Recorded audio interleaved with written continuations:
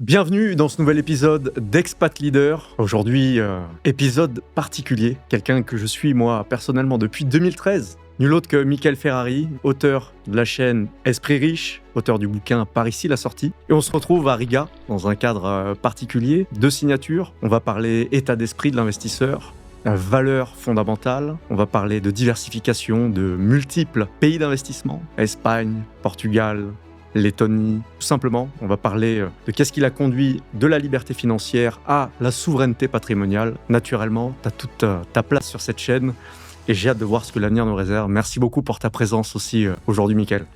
Merci de me recevoir. Et puis, comme je te dis souvent, un événement 360 degrés, puisque depuis 2013, pour la petite anecdote, je te suis sur les réseaux. Je sais que tu as créé en 2007. Du coup, tu as créé Esprit Riche en 2007. C'était quoi la vision à l'époque? Pourquoi 2007? Et aussi, il faut dire que tu es quand même le pionnier. Donc, d'où cette impulsion et qui me parle plutôt bien, parce que de déceler des tendances et tout... En fait, ça vient vraiment d'une frustration personnelle, de me dire le travail salarié ne me permettra jamais d'être libre. Je parle même pas d'être riche, je ne me permettra jamais d'être libre. Et bon, en général, pour être libre, il faut atteindre un certain niveau de richesse. Mais c'est pas forcément les montants qu'on s'imagine. Mais oui, c'est quand j'ai compris que le travail salarié, c'était pas une fin en soi et que c'était pas le seul modèle. Et donc, à partir de là, qu'est-ce qu'on fait à la place? J'avais pas la réponse. Et donc, la seule réponse que j'ai trouvée, c'est partager ce que j'apprends. Donc, ce qu'on appelle du building public dans le monde logiciel, SaaS, etc. Tu vois, il y a beaucoup de gens qui font ça. Moi, je faisais ça à l'époque. C'est build ta liberté financière en public, quoi. Partager ce que j'apprends, en fait. C'est-à-dire tout ce que je suis obligé d'apprendre, de réaliser, d'accepter, de changer pour passer du chemin traditionnel, études, boulot, crédit, résidence principale, femme, chien, 2 enfants, à liberté financière. Voilà. Et donc, c'était ça le chemin. Et c'est ça qui a fait que j'ai dû... travailler tout ça et l'apprendre. Quoi de mieux que d'apprendre les choses pour les ancrer et pour les vivre en soi. J'avais pas le choix, en fait. J'avais pas le choix. Et oui, par contre, ce que j'avais remarqué, c'était que le fait d'enseigner et de partager, c'est un excellent moyen d'apprendre les choses. Donc oui, je lisais des livres sur ces thématiques. Et la plupart du temps, les gens, ils lisent le livre, ils ferment le livre. La plupart des gens achètent le livre, ne le lisent pas. C'est ce que font la majorité des gens. Donc moi, je lisais les livres, je prenais des notes, je faisais des résumés, je me demandais ce qui était intéressant, important, et je partageais ça, je faisais des articles. Donc je rédigeais ça. Donc ça crée une forme d'ancrage assez important. Et ton niveau d'appropriation des idées est beaucoup plus important que si tu ne fais que lire quelque chose. Et donc ça, c'est une recette que j'ai toujours appliquée. J'aime beaucoup digérer les informations et les expliquer. C'est le meilleur test que tu peux faire. Tu vois, imagine, je ne sais pas, on te demande tu demandes la formule chimique de l'eau, H2O, et je te demande qu'est-ce que c'est H, qu'est-ce que c'est O, et pourquoi c'est comme ça. Et il y a des choses que l'on croit savoir, mais quand on doit les expliquer, on se rend compte qu'on n'a pas vraiment compris. Donc si tu veux vraiment savoir si tu as compris, tu l'expliques. Et c'est le test ultime, en fait. C'est le test ultime. Donc quand tu expliques les choses, tu les apprends mieux et ça te permet de t'assurer que tu as compris. Voilà. Et donc là, il y avait tout ce travail que j'ai fait pendant des années de créer un socle et de faire évoluer mon état d'esprit. Parfois, les gens se moquent un peu parce qu'il y a plein de coachs qui balancent le mindset à tous les coins de rue. Mais l'état d'esprit, ça reste quand même la base. C'était vraiment les lunettes qui te donnent la vision sur le monde. Et selon les lunettes que tu as, tu vois pas la même chose. Et donc l'état d'esprit est déterminant. Et moi, je sais que je partais d'un état d'esprit qui n'était pas le bon. Parce que je n'avais aucun exemple de personnes libres financièrement ou entrepreneurs, tout simplement. Et donc, je devais apprendre. Je devais tout simplement apprendre. Et j'étais prêt à apprendre et prêt à accepter ce que je devais changer. Et heureusement que plein de gens ont écrit des livres sur le sujet. Excellent, excellent. Peut-être que la richesse, c'est en fin de compte état d'esprit multiplié par levier, pas l'un sans l'autre, quoi. Mais en fait, c'est ça qui est fou, c'est que tu te rends compte que, on le dit souvent, les personnes riches ou financièrement libres, elles sont pas plus intelligentes, elles n'ont pas plus de temps. Qu'est-ce qui les rend différents, si ce n'est la manière dont ils voient le monde, donc leur état d'esprit. C'est uniquement ça qui les rend différentes. C'est leur état d'esprit. Ouais, clairement. Parce que tout le monde peut avoir de l'argent tant que tu n'as pas l'état d'esprit. Voilà, tu peux avoir de l'argent. Et en plus, moi, dans ma vision, je voulais faire ce chemin-là, mais pas le faire n'importe comment. C'est pour ça que j'ai appelé ça esprit riche. C'est-à-dire que je veux que ma vie soit riche et pas que d'argent. Parce qu'avoir de l'argent tout seul et malade, ça sert à rien. Exact. Tu vois ? Ouais. Donc, ça incluait une vision globale sur plusieurs pans de vie, personnelle, relationnelle, etc., pour que tout cela soit équilibré. Et ça a toujours fait partie aussi des éléments fondamentaux. Excellent. Pour construire ça sereinement et en profiter, quoi. Tu sais que ça me fait penser que j'ai appelé mon fils Richer. Le prénom de mon fils, c'est Richer. Pas Richard, mais Richer, avec E-R à la fin. Ok. Littéralement, traduction française. Plus riche. Ouais. Mais riche d'opportunités, riche d'héritage, parce que maman, tu vois, d'Asie du Centre et tout, riche de culture, riche c'est fort, hein. d'abondance et de transmission, tu vois. Donc, pour toi, la liberté, c'est quoi ? C'est géographique, c'est temporel, quelle est, selon toi, la définition au lancement 2007 ? Et est-ce qu'elle a évolué ? 2007, c'est les débuts. Donc, comme toute, on va dire, aventure entrepreneuriale, tu sais pas où tu vas au début. Tu construis ton véhicule en même temps que tu voyages.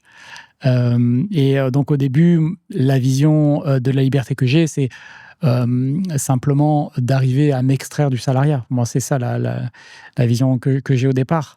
Donc, très vite, en commençant à travailler sur Internet, etc., je me rends compte que la liberté peut être géographique assez facilement. Aujourd'hui, c'est plus un sujet en 2025, 2026, voilà. Mais tu peux être vraiment libre géographiquement. Alors, je sais que pour une personne qui, aujourd'hui, nous écoute, est salariée dans une boîte traditionnelle, ça lui paraît encore de la science-fiction. Mais voilà, ça n'a jamais été aussi simple. Ce qui ne veut pas dire que tout est facile et automatique, mais ça n'a jamais été aussi simple d'être libre géographiquement. Donc moi, au départ, c'était ça, m'extraire de cette condition-là. Ce que j'ai compris à l'époque, c'est que moi, j'étais salarié peu de temps dans ma vie, quelques années, mais j'ai compris que le salariat, c'est un lien de subordination avec l'entreprise. Et donc, tu es aux ordres. Et c'est littéralement ça, tu es aux ordres. Alors, on ne peut pas te demander n'importe quoi, mais tu es aux ordres. Et j'ai eu plein de petites situations où, soit pendant des boulots étudiants, soit un peu plus tard dans ma vie active, où on m'a demandé de faire des choses. Et en fait, quand je m'interrogeais vraiment au fond de moi-même, est-ce que j'ai envie de faire ça ? La réponse était non. Un exemple en particulier, un truc vraiment qui t'a électrocuté ? Un truc tout bête, quand j'étais pendant mes études, j'avais travaillé chez Quick à l'époque. Et un truc tout bête, c'est les notions, tu sais, de Donc, je faisais, je sais pas, des bouts de 5 heures de travail, je crois, d'un coup, des 19h à 23h ou des trucs comme ça. Et donc, 19h, moi, j'arrivais à 19h moins 2 pour me changer et être prêt à 19h. Eh bien, je me suis fait recadrer plusieurs fois parce qu'il fallait que j'arrive avant. Il voulait que j'arrive avant pour pouvoir prendre du temps pour m'expliquer ce qu'il fallait faire, me faire le lien avec la journée. Et je disais, non, enfin, en fait, 19h, c'est l'heure auquel je démarre. C'est pas l'heure auquel tu vas commencer à m'expliquer et à me transmettre les éléments. Tu vois. Et donc, si tu veux, ce que j'aimais pas, c'était donc d'une part ce truc-là, et d'autre part, c'est que ça me mettait dans une mentalité de compter mon temps, d'être, tu sais, en fait, ça te met dans une mentalité un peu de merde, de dire non, c'est 19h, je suis pas payé avant, mais en fait, ça te met pas dans un bon état d'esprit de faire ça. Oui. Bah oui, parce que qu'est-ce qui va sortir de ça? C'est que moi, ma progression, imagine que c'est une carrière, que tu as envie de faire carrière dans ce genre de truc, ma carrière, elle n'existe pas, parce qu'ils vont se dire qu'est-ce qu'on va faire de lui qui nous casse les pieds parce qu'il veut pas arriver 10 minutes avant. Tu vois, donc ça te met dans une position mentale qui est vraiment pas extraordinaire. Ouais. Donc c'est un setup dans lequel moi je m'auto-sabotais en fait. Tu vois, et j'ai compris et j'ai pris conscience de ça. Et donc je me suis dit ça ne va pas. Ça va pas du tout. C'est pas positif pour moi. Pour la boîte, je serai jamais quelqu'un qui va les satisfaire, qui va répondre à leurs exigences, puisque ça m'intéresse pas d'arriver un quart d'heure avant. Voilà, pour plein de raisons. T'es pas spécialement bien payé, c'est pas intéressant, donc voilà, bref. Mais ça, c'est à l'échelle d'un job chez Quick, mais c'était vrai à l'échelle métier de conseil que je faisais après. Un autre exemple plus tard dans le conseil, c'est j'avais à un moment donné, je bossais pour une boîte, et donc on était basé à Paris, et je sais pas pourquoi, le gérant de la boîte, donc c'est une toute petite boîte, il s'est mis à trouver des missions de conseil en Suisse. D'accord ? Donc, Suisse, intéressant, nouveauté, etc. Mais au bout de plusieurs mois, en fait, ce que j'ai réalisé, c'est que moi, ça commençait à m'user personnellement, par rapport à ma conjointe, et puis à faire des déplacements. En fait, je me disais, on est à Paris, c'est là qu'il y a toutes les opportunités business dans le conseil. Pourquoi est-ce qu'on s'emmerde à aller faire des missions en Suisse ? Alors oui, il y a des opportunités, oui, il y a des bons TJM, oui, on peut facturer à la journée à des prix supérieurs, mais en fait, je me rendais compte que personnellement, ça ne me convenait pas, en fait. Ponctuellement, faire une mission, oui, mais quand ça dure des mois et puis tu ne sais pas quand ça va s'arrêter, voilà. Je me suis dit, là aussi, tu vois, c'est une autre situation, je me suis dit, ça me met dans une disposition où, en fait, je ne suis pas positif vis-à-vis de la mission, vis-à-vis, tu vois. Et donc, encore une fois, ça venait me chercher sur des trucs qui tiraient pas le meilleur. Et donc, je me suis dit, c'est pas bon pour moi, c'est pas bon pour la boîte. Parce que dans ces cas-là, j'ai pas envie que la mission dure.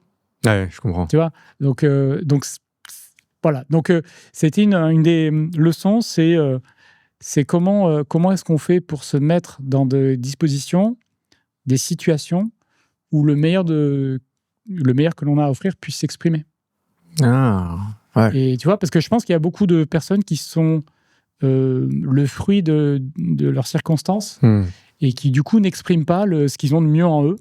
Tu vois, leur potentiel, ce qu'on appelle leur potentiel, ils ne le révèlent pas parce qu'ils sont dans des situations un peu de merde, quoi, tu vois, où tu es avec une boîte qui te casse les pieds, qui essaie de te pressuriser au lieu d'essayer de révéler ton potentiel. Ouais. Parce que c'est comme ça que ça se fait dans ce métier pour plein de raisons. Mais, et je pense que, voilà, d'où l'importance de reprendre un peu de pouvoir, un peu de souveraineté. Parce que quand tu as ça, tu peux faire ton setup, faire tes choix en termes d'organisation, de temps, d'activité, etc.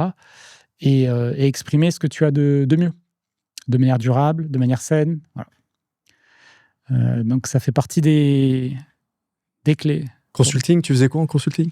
Je faisais du conseil en management par les processus. Donc, en gros, on allait voir principalement des banques. J'ai fait ça dans d'autres secteurs comme l'énergie ou l'assurance, mais principalement des banques. Ouais. Et on les aidait à s'organiser, à me poser à plat leur processus de travail et derrière les outils qu'ils utilisent pour mettre en œuvre les processus. Donc, c'est bien. Comme quoi ça a dû payer, puisque tu as une entreprise à succès. Donc les process t'ont servi. Comme généralement, nos parcours professionnels, j'aime bien dire, c'est un investissement en soi et non pas forcément en temps. Et bien sûr, c'est quelque chose aussi. qu'on utilise ensuite et c'est toujours valorisable dans un parcours. Donc génial. Et pour rebondir, toi, tu as aidé une génération. Enfin, je sais que tu n'aimes pas le mot et que tu es de nature un peu humble, mais tu as aidé une génération de personnes à devenir libres financièrement depuis 2007. Qu'est-ce que tu retiens de l'expérience? Quels sont tes moments forts?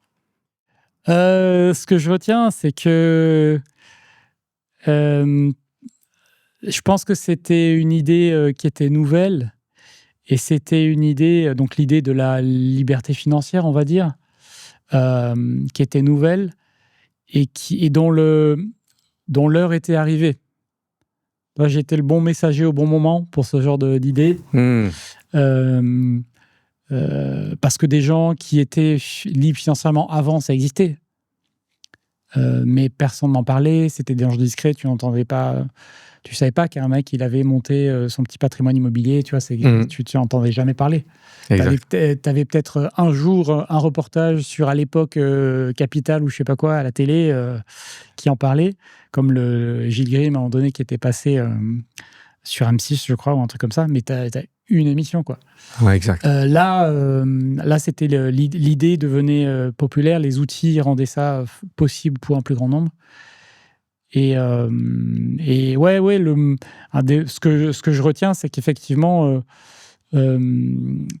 j'ai beaucoup de personnes qui viennent régulièrement me remercier de ce que je leur ai apporté directement quand c'était des clients, ou des fois indirectement, parce qu'il y a plein de gens qui ont été qui ont eu un petit déclic en se disant tiens, c'est intéressant. Excellent. Donc je pense que, et ce que je retiens, c'est que tu peux vraiment avoir de l'impact sur les gens en partageant des idées qui changent la vie. Donc, et c'est Jim Rohn qui disait ça, hein, c'est plus tu as de l'impact dans la vie des gens, moins tu auras à t'inquiéter de ta propre vie, puisque tu seras repayé au centuple par c'est clair. les opportunités, le goodwill, le karma. Voilà, c'est clair. Et donc, ouais, j'ai cette chance-là. C'est vrai que j'ai... à l'époque, c'était... à l'époque, quand je dis entre 2007 et sur peut-être 10 ans, ça a été énormément de temps investi dans cette création de contenu. Hein, c'est la création de contenu. Hein. Mais c'est ce qui a eu l'impact. Hein, eu l'impact. Donc, on peut toucher les gens, c'est ça qui est fou. Donc, même aujourd'hui, tu prends quelqu'un qui, tu vois, il est coach sportif. Même s'il n'a pas une grande audience, il peut toucher des gens dont il va changer la vie, parce que les gens vont se mettre au sport, vont améliorer leur vie, ça va avoir un impact sur la qualité de vie. Donc on peut avoir, les réseaux nous donnent cet impact qu'on peut avoir dans la vie des gens, ça c'est extraordinaire. Ça n'a pas dû être de tout repos. Toi, quelle a été ta plus grosse résistance, voire traversée du désert, et comment est-ce que tu es sorti par le haut? Non, ça n'a pas été de tout repos. Pendant des années, tu sais, je me levais, je travaillais sur ces contenus-là avant d'aller à mon travail officiel. Donc j'ai fait ça en parallèle, mon travail officiel, pendant des années et des années. Donc de 7h à 9h, je préparais mes contenus, 9h, je partais au boulot, je rentrais le soir, et puis de 20h à 22h, je me remettais à faire d'autres choses, tu vois. Donc j'arrivais à faire en gros quasiment un mi-temps sur mon activité en ligne, tout en faisant autre chose. Et j'ai fait ça pendant des années. Donc ça, forcément, ça s'est fait au détriment d'autres choses, parce que tu peux pas tout faire et être de partout. Donc au détriment de peut-être plus de vie sociale, ou au détriment de plus de loisirs personnels. Voilà. Gros sacrifice. Ouais, mais moi je le voyais pas comme un sacrifice. Hein. Moi je le voyais comme ce qu'il fallait faire. C'était nécessaire de le faire. Disons que pour que le projet réussisse, c'est ce qu'il fallait faire. Et d'ailleurs, je le vois souvent avec aujourd'hui des gens qui créent du contenu et qui se demandent pourquoi ça ne monte pas, ça ne marche pas ou quoi. Je pense que souvent la réponse, elle est dans il faut investir plus de temps. Il faut que En fait, faut toujours imaginer qu'en face de toi, il y a des gens qui travaillent plus que toi. Mmh. Donc, ça reste un message de base. Hein, c'est le travail, il n'y a pas beaucoup de raccourcis. Hein. Donc, Ouais. il y a des gens qui respirent, qui mangent, qui dorment, qui ne pensent qu'à ça, qu'à faire. Et donc, faites plus, faites plus.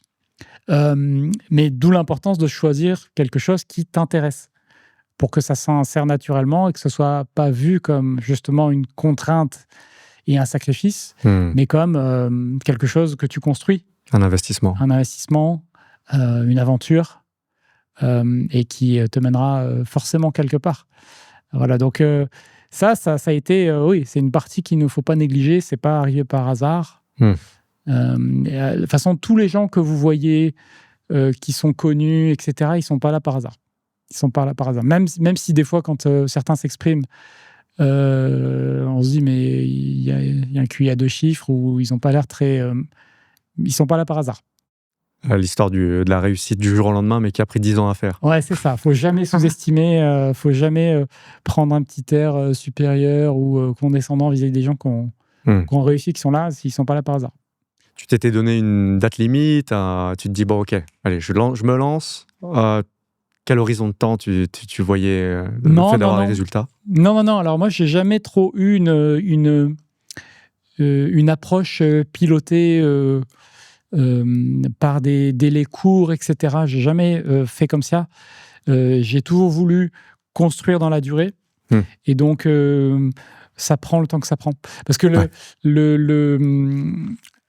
c'est assez difficile de contrôler la durée.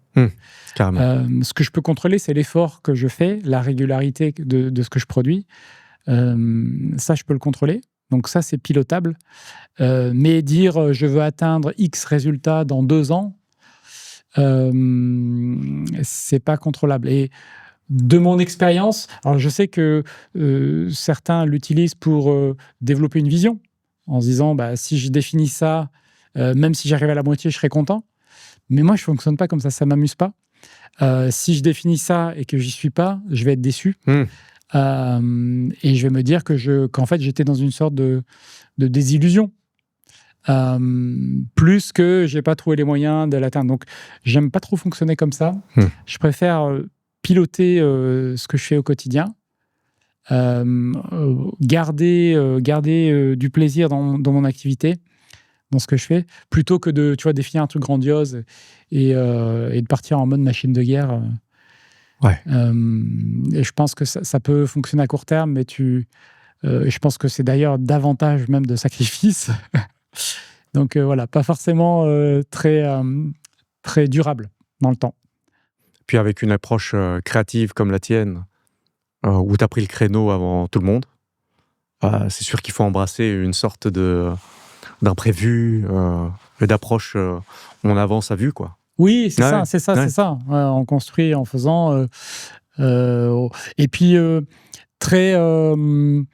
tu sais, souvent on dit dans la création de contenu, c'est valable pour plein de secteurs dans l'entrepreneuriat. En fait, tu grattes tes propres problèmes. En fait, c'est quand tu parles et tu essaies de résoudre les problèmes que tu as eus ou que tu rencontres, que tu es le plus pertinent, le plus rapidement.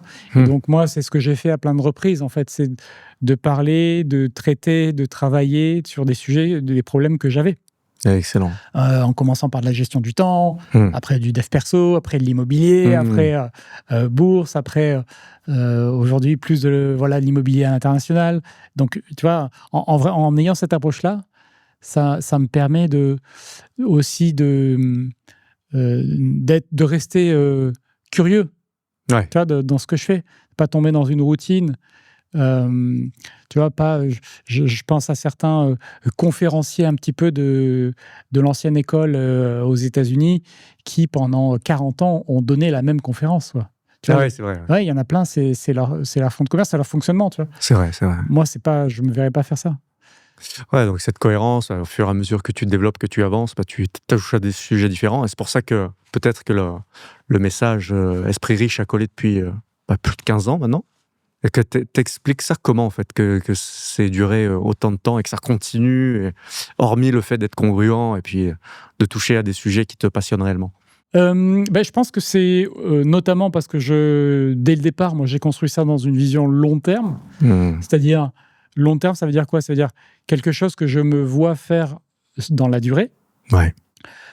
Et ça veut dire quelque chose dont je peux être fier dans la durée. Ouais.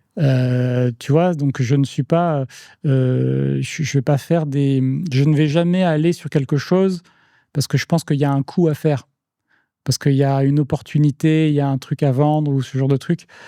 Parce que oui, tu peux gagner pas mal en one shot ou sur 2 ans. Il y en a plein de personnes ont saisi des opportunités. Moi, je suis pas bon là-dedans et puis ça me plaît pas parce que j'ai l'impression de travailler pour quelque chose qui va disparaître, tu sais.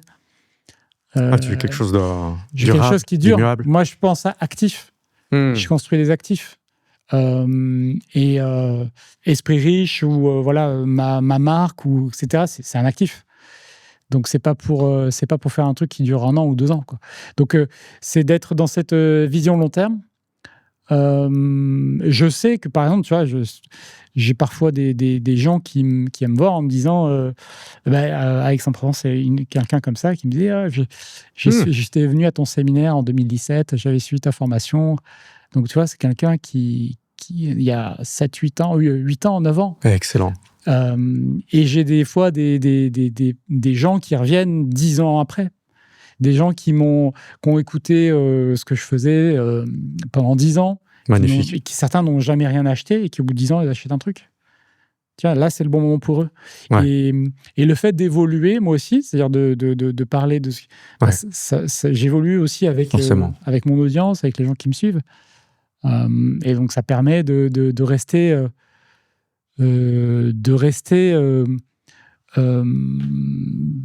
dans un équilibre qui me convient entre de la nouveauté, parce que moi j'aime beaucoup la nouveauté, donc j'ai tendance à m'ennuyer, donc je pourrais pas faire la même conférence pendant 40 ans. De la nouveauté, de rester dans ma notion de valeur, d'apporter de la valeur, en étant adapté aux besoins d'aujourd'hui, et puis dans la durée. Ouais, et puis tu as cristallisé ça récemment dans un livre, Par ici la sortie. Oui. Donc, toi, c'était déjà prévu, le bouquin, ou tu l'as découvert en cours de route, et quelle était la motivation derrière, du coup, ce livre qui est publié en 2023, il me semble. Oui. Ouais. Oui. Non, alors le livre, je l'ai construit au fil de l'eau. L'idée, c'était de pouvoir asseoir ma vision, parce que en fait, j'avais jamais vraiment posé tout ça comme ça. Et donc, l'idée, c'était de pouvoir poser quelque part cette vision de la souveraineté personnelle et de comment on la met en œuvre. Parce que et j'ai voulu quelque chose d'assez pratique. C'est-à-dire qu'on n'est pas dans le monde des idées, on est dans le monde de comment est-ce qu'on l'applique, qu'est-ce qu'on fait concrètement. Et donc en donnant un guide sur les 3 piliers que j'affectionne particulièrement depuis le début, qui n'ont pas changé, l'immobilier, la bourse et le business, pour créer sa souveraineté personnelle. Ouais. Tu parles de 10e intelligence dans le bouquin, l'intelligence financière, il me semble. Comment est-ce que tu l'as définie là aujourd'hui, cette année, à l'heure à laquelle on fait cette vidéo? L'intelligence financière, c'est la capacité à analyser, organiser ses ressources personnelles pour pouvoir être libre. Donc, c'est une compétence. On dit souvent que les Français ne sont pas très bons là-dessus, mais ce n'est pas que les Français. De manière globale, il y a toujours dans une population qu'une minorité de gens qui maîtrisent ces questions-là. Parce que c'est des questions déjà qu'on t'enseignera pas à l'école. Ouais.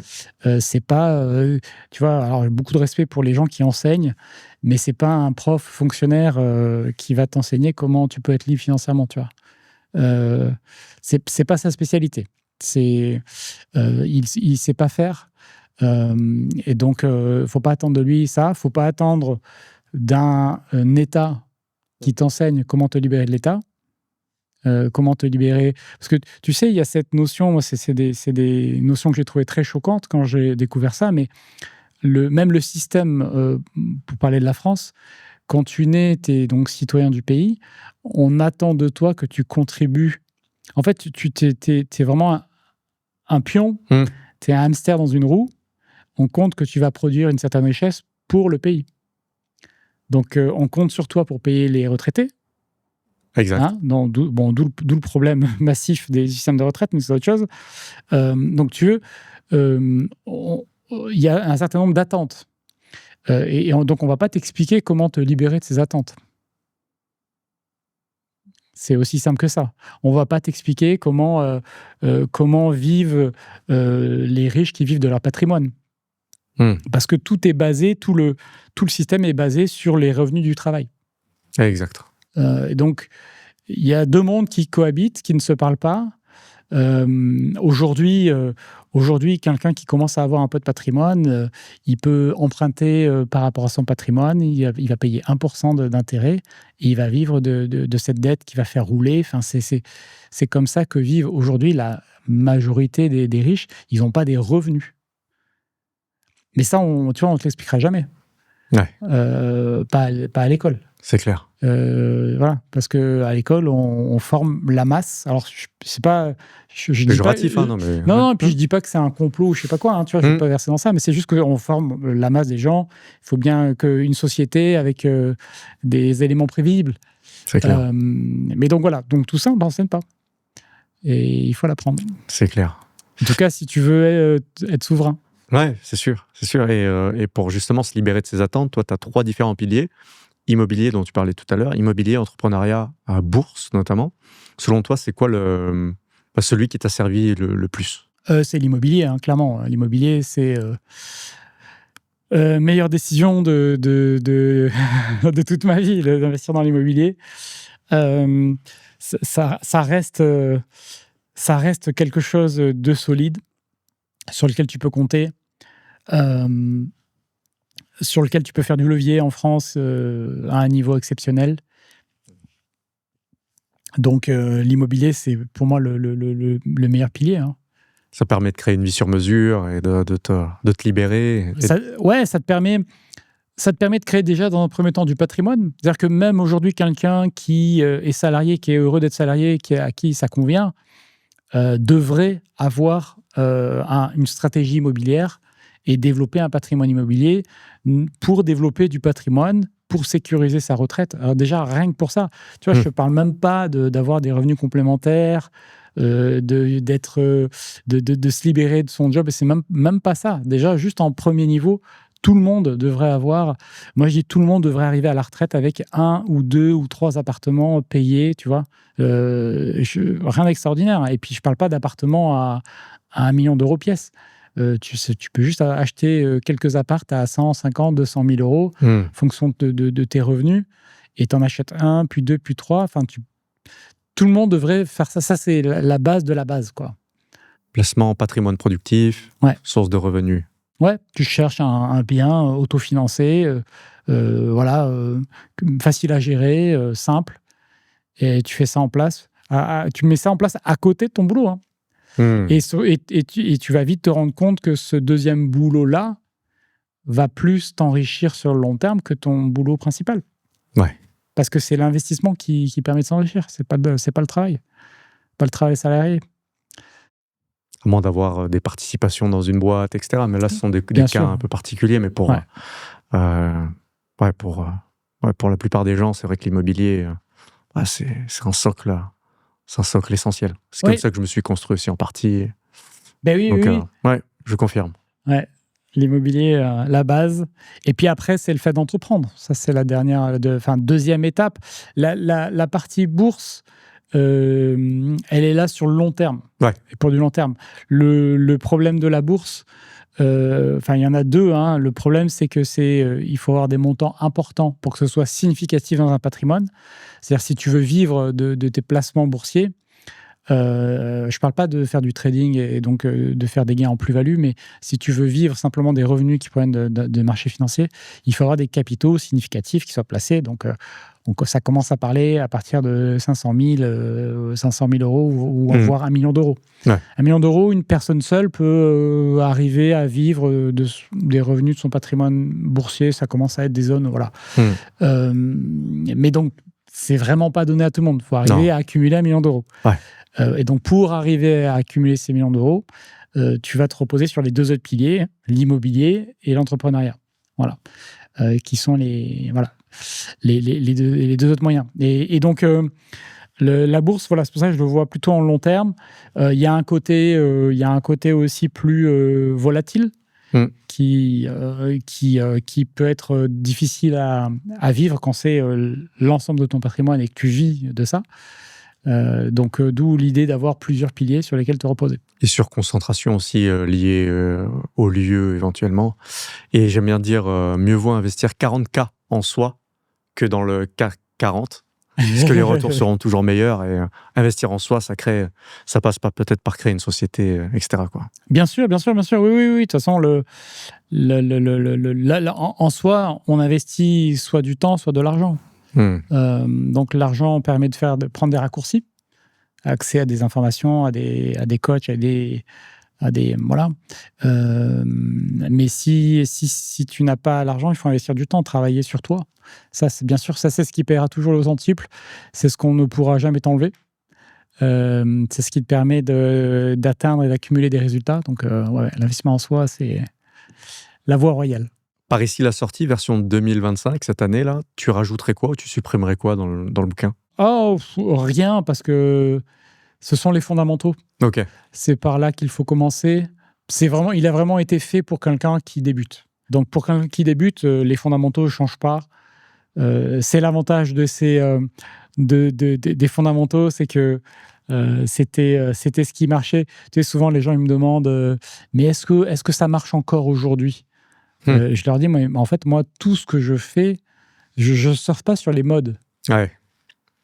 Ce que je fais, ça marchait il y a 20 ans, il y a 30 ans. Acheter de l'immobilier, le rénover. En fait, ça marche peu importe le marché. Aujourd'hui, 2025, le marché immobilier n'est pas à son plus beau fixe, de manière générale. Mais pour un investisseur immobilier particulier qui démarre, ça ne change rien du tout. Au contraire, le marché est déprimé, tu peux mieux négocier. Tu peux mieux entrer. Bah ouais, tu négocies bien, tu fais un super achat aux conditions actuelles. Et parce que on en parlait avec Jean-Louis, que je salue, qui a pareil, belge. Oui, compère belge, on avait un petit parcours similaire dans l'immobilier. Donc parce qu'en fait, tu te rends compte que au moment où tu as acheté, nous on a acheté, alors lui il a acheté bien avant moi, mais quand tu achètes un bien, il n'y a aucun moment où ça te paraît être pas cher. Quand tu achètes, ça te paraît toujours cher. Tu sais, c'est dur d'acheter. C'est un risque. Et donc, il est normal que quelqu'un qui débute aujourd'hui trouve ça cher.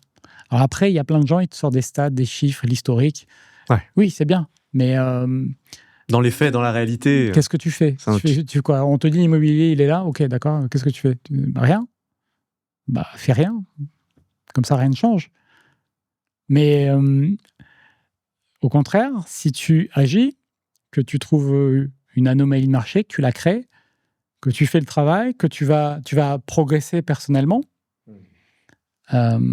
et peut-être que tu auras de bons résultats la première fois, peut-être que ça sera moyen, mais la deuxième fois, ça va être un peu mieux, et puis ainsi de suite.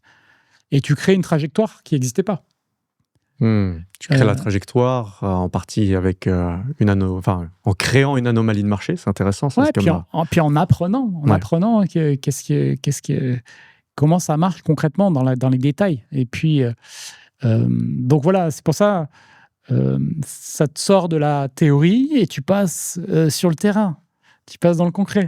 Et le concret, c'est là que tout se joue. C'est clair, c'est clair. Donc, pour résumer, tu as bâti ta liberté financière en France. et à un moment donné, tu t'es expatrié, tu as migré en fonction du regard de celui qui le regardera dans les vidéos. Dites-nous en commentaire, est-ce que nous sommes des expatriés ou des migrants? Et Portugal, il me semble. Oui. Pourquoi avoir bougé? Écoute, ouais, ça fait 7 ans maintenant, hein, c'est ancien.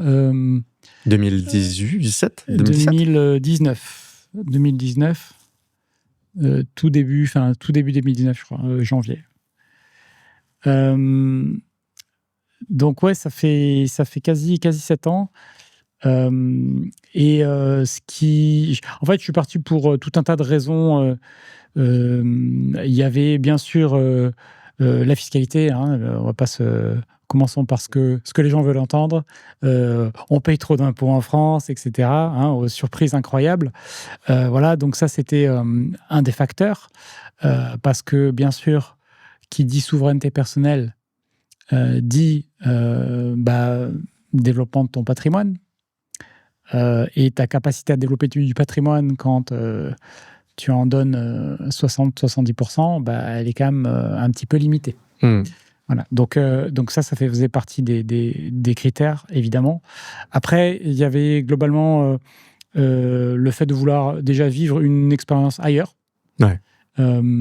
Parce que t'es le fruit de ton environnement, donc l'environnement français m'a amené à un certain niveau. Mais je le trouve négatif. Il y a beaucoup de choses négatives.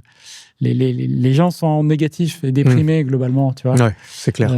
Voilà. Alors je veux pas tirer sur l'ambulance ou tu vois ou avoir l'impression de cracher dans la soupe, mais c'est pas du tout le propos. Mais voilà. C'est une réalité. Hein. Ça reste une réalité. Et donc voilà, je voulais aussi vivre autre chose. Donc partir, tu vois, c'est pas que fuir, c'est aussi aller vers autre chose.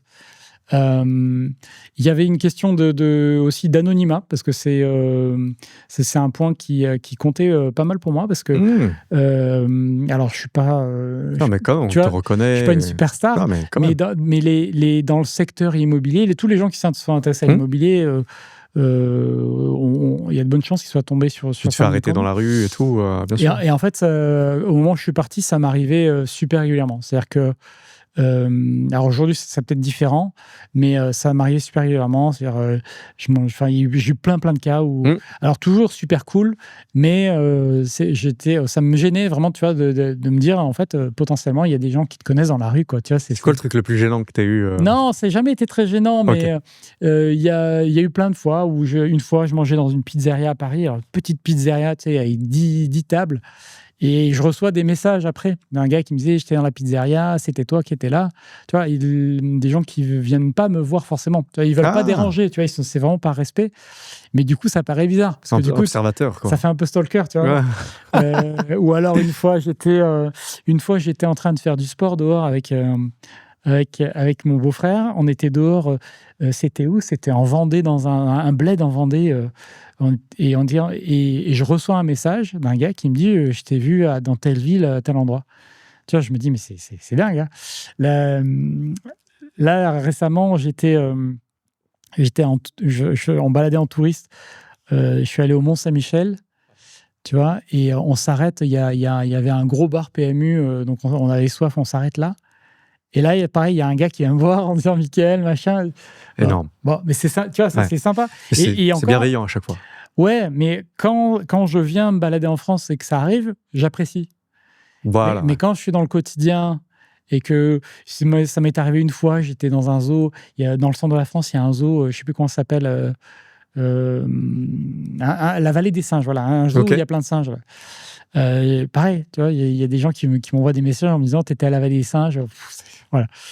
Donc voilà, donc ça c'était anonymat, prendre un peu de distance, quoi. Ouais, c'était une des raisons. Une vie équilibrée, quoi, disons. Ouais, c'était une des raisons. Ça, c'est énorme, ça. Je veux pas avoir à me poser cette question. Tu vois. C'est légitime en plus. Hein. Tu préfères arriver et puis être un peu en terre neutre à l'étranger. C'est ça. Ah, génial. Voilà, donc ouais, ça faisait partie des raisons également. Et puis voilà, pareil. Comme j'ai des enfants en bas âge, je voulais un cadre qui soit sympa pour eux, quoi. Ouais. international. Je voulais qu'ils puissent apprendre plusieurs langues facilement. Tu vois, leur donner une ouverture sur le monde. Excellent. En étant en France, c'est compliqué. Tu m'étonnes. Moi, en plus, j'étais pas dans ma région d'origine. Tu sais, donc c'est difficile de connecter avec les gens quand t'es pas dans ta région d'origine. Les gens, ils sont entre eux. Ils t'ont pas attendu. Ils ont leur famille, leurs amis. Voilà. Voire même des petites rivalités entre régions, ça dépend. Ouais. Bon, ces ordonneries-là. Ça, j'ai pas vu, mais donc du coup, voilà, plus simple d'offrir ça à mes enfants aussi. Aujourd'hui, ils sont trilingues, tu vois. Ils parlent anglais, portugais, français. Donc ça c'est cool. C'est un beau cadeau qui est pour eux. C'est clair. Donc ouais, tu vois, transmission, des choses, vraiment des sujets plus profonds. Et puis, ils avaient quel âge quand tu es parti au Portugal? Le premier avait 3 mois. Ah ouais, donc ok. Et le deuxième, 3 ans.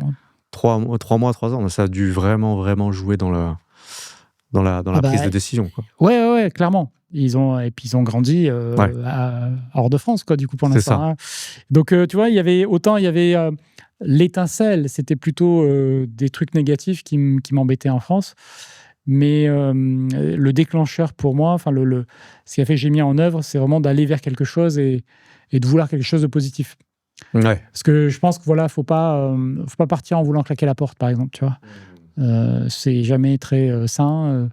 Même, tu vois, par rapport à mes enfants, on en a parlé avec ma femme plusieurs fois, de dire on veut pas leur transmettre une mauvaise image de la France. C'est leur pays de culture. Donc on veut pas être là dans une critique en disant, tu sais, il y a certains expatriés ou immigrés, surtout quand ils viennent de partir. Tu sais, cette tendance. Ils ont tendance à ne parler que des côtés négatifs en France. Je suis coupable de ça aussi. Je vois non, exactement. mais je pense que c'est un truc un peu naturel aussi parce que ça te permet un peu de justifier que tu as eu raison. C'est très, très humain. Mais le temps passant, moi, ça fait un petit moment. Tu vois, j'essaie aussi d'être dans un équilibre. Et voilà, on fait attention à pas transmettre aux enfants une mauvaise image de leur pays, parce que ça reste leur beau pays aussi. Un beau patrimoine, et puis c'est une vision nuancée. Et qui est un pays exceptionnel. Tu vois, c'est ça le truc, c'est que il suffit de corriger 2-3 choses, la France, ça redevient un pays exceptionnel. C'est un pays exceptionnel. Voilà. Donc, ça répond à un besoin de se prouver, et quand on est plutôt au contraire, en mode transmission, on voit les choses différemment. Bravo, oui. Super inspirant. Donc petit trilingue et tout, bravo. S'il y a une misconception, un malentendu à propos de l'expatriation, quel serait-il? Par exemple, quand je suis allé aux US, je croyais que j'allais jamais pouvoir communiquer avec les gens sur place. Parce que, à 14 ans, avec un anglais, le niveau scolaire, pour moi, c'est ma plus grosse crainte. Qu'est-ce que, dans ton cas, est-ce que tu as vécu? Je dirais que ça peut être propre à chacun et au pays. Ouais, dans ton cas particulièrement. En fait, très souvent, les gens ont peur de ne pas se sentir accueillis dans le pays dans lequel ils vont, ou se sentir seuls. C'est peut-être plus ce truc-là. Moi, le truc qui m'a le plus surpris, c'est à quel point il est facile de connecter, en fait, quand tu n'es pas dans ton pays d'origine. Parce qu'en fait, il y a plein de gens qui sont dans la même situation que toi, qui sont là, c'est-à-dire sans famille. C'est vrai. Et que donc, ça devient une sorte de famille étendue avec les plus proches d'entre eux, évidemment. Tu peux très facilement, tu vois, connecter et avoir des liens assez forts avec des gens que tu connais pas. Et tu vois, par exemple, on a des amis argentins. C'est des gens avec lesquels on a extrêmement bien connecté très vite, parce qu'en fait, en termes de valeurs, on est beaucoup plus proche d'eux que 90% des amis qu'on a en France. Exact. Parce qu'ils sont internationaux, travaillent en ligne, école à la maison. Et du coup, toutes les valeurs, on va dire, qui découlent de ça, en fait, sont les mêmes. Et donc, c'est ça qui est assez surprenant, c'est que tu peux connecter vraiment avec des gens dont tu partages les valeurs. Parce que les points communs, sont pas liés à la nationalité en réalité. C'est vraiment pas lié à ça. C'est lié au choix de vie, au style de vie. Et là, du coup, assez facile de connecter. C'est le même avis que tu partages avec Olivier, du coup, un ami commun qui est passé aussi sur le podcast. Oui. Salut Olivier, si tu nous regardes, qui disait j'ai plus d'atomes crochus avec mes voisins de palier là où je me trouve, dans mon pays d'immigration, que avec des personnes qui ont vécu dans le même quartier toute leur vie, quoi. Ouais, bien c'est sûr, vrai, hein. Ouais. bien sûr, parce que c'est pas parce qu'on n'a pas la même vie. On n'a pas la même vie, tu vois. Quelqu'un ton voisin dans ta ville d'origine en France, il a sa vie en France avec ses caractéristiques. Et forcément, ça lui parle pas, tu vois. Tu sais, ça fait toujours un peu ce truc quand toi tu rentres en France, tu as l'impression d'avoir vécu plein de trucs, et tu reparles avec les gens et tu as l'impression que eux, c'est comme si tu les avais vus la semaine dernière et que rien n'a changé dans leur vie. Tu vois, ils ont suivi, ils sont sur une ligne continue. Ce qui est évidemment faux. Hein. C'est faux. Ouais, t'as la perception. C'est une impression. Alors que à l'étranger, tu as une richesse qui est incroyable. Toujours des anecdotes à raconter. Ouais, il y a des anecdotes à raconter. Et puis moi, un des trucs qui m'a inattendu, c'est de voir un pays qui progresse. Alors, le Portugal, ça progresse. C'est pas une progression de fou. Tu vois, c'est pas un pays en grand développement. T'es arrivé en 2019. Donc. Ouais, mais comme peut l'être, tu vois, la Chine ou je sais pas, tu vois, ou un pays qui vraiment. Mais c'est un pays qui progresse. C'est un pays où les choses se développent. Et c'est un pays qui attire des talents, qui attire des profils internationaux, tu vois, qualifiés. Donc c'est un pays dans lequel les choses progressent. Et en fait, je me suis rendu compte que j'avais jamais vécu ça en France. J'avais jamais eu ce sentiment où tu vois que ça progresse de manière positive, que les choses vont dans le bon sens, quoi. Tu vois juste ça. Alors, quel contraste. Tout n'est pas parfait. Hein, bien sûr. Aucun pays ne l'est. Et tout ne va pas bien pour tout le monde. Il y a plein de challenges. Mais globalement, ça progresse. Et ça, c'est appréciable.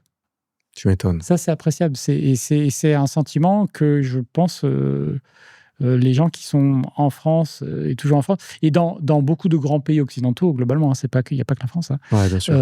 Ils ont jamais vécu ça. Ils ne savent pas ce que ça veut dire. Tu vois, c'est dingue. C'est dingue d'y penser. Ouais, hein. C'est dingue comme ça. Ouais, c'est vraiment... Là, tu me fais tomber la pièce. C'est dingue d'y penser, mais c'est une réalité. Et voilà, il y a des pays dans lesquels le pays se développe, la vie des gens progresse, quoi. C'est énorme. Toi, tu as investi dans l'immobilier pour la première fois à l'étranger au Portugal ou c'était en Espagne ? C'est en Espagne. Ah, c'est en Espagne. Ouais. C'était à partir de France ou du Portugal ? À partir du Portugal. Ok, donc en fait, ça t'a ouvert les chakras, le Portugal aussi. Dans le sens où tu t'es localisé. Non, c'est l'opportunité. L'opportunité. Hein, c'est le d'avoir. Moi, je pense que dans l'immobilier, c'est beaucoup d'avoir les bons contacts. Il y a le marché, travailler sur un marché qui est un bon marché, et puis d'avoir les bons contacts. Il faut qu'il y ait la conjonction des deux pour que ce soit pertinent d'investir. Et oui, là, ça s'est fait un peu concomitamment. J'avais déjà fait quelque chose au Portugal, mais avec un partenaire qui pilotait l'opération. C'était un petit peu particulier. Mais là, après, en propre, ouais, c'est en Espagne, en développant. Donc, tu avais plus ou moins enclenché un partenariat au local, au Portugal, mais le vrai invest en nom propre, en pleine propriété à l'étranger, c'était l'Espagne. C'était en quelle année ? Je sais pas, c'est pas 2023. 2023, hein, okay. Ouais, Donc beaucoup de choses, le bouquin, l'investissement. Qu'est-ce que tu retiens du process d'investissement en Espagne ? Je sais que c'est une destination chaude pour les Français, de par la proximité. Oui. Qu'est-ce que toi, tu retiens avec ton prisme investisseur assidu et vraiment initié en France ? C'est que c'est simple. Hein. C'est plus simple. Ouais, c'est plus simple. En fait, beaucoup plus rapide, beaucoup plus simple. Donc, aisé, pareil, pays en croissance. L'Espagne, pays où il y a qui attire les gens. Les gens partent pas d'Espagne. Les gens viennent en Espagne. Donc ça attire et donc du coup ça crée une demande locative, une demande pour l'immobilier qui est intéressante. Il y a des pièges à éviter. Je sais qu'on parle de squat, etc. Comment est-ce que... déjà, toi, où est-ce que tu t'es placé et quel est le mode de détention, ou le mode d'opération?